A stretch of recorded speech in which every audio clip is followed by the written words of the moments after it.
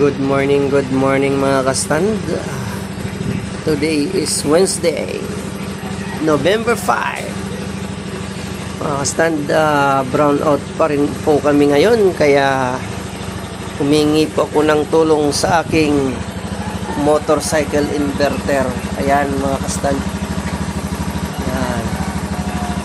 Kaya naman meron akong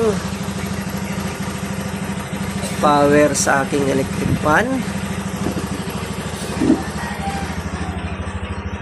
ilaw, yung aking wifi, at saka merong mga naka-charge. Ayan mga kastan. Yan. So malaking tulong talaga sa akin yung aking super motorcycle power inverter. Kaya mag-purchase na rin po kayo mga kastan lang sa inyo. Okay?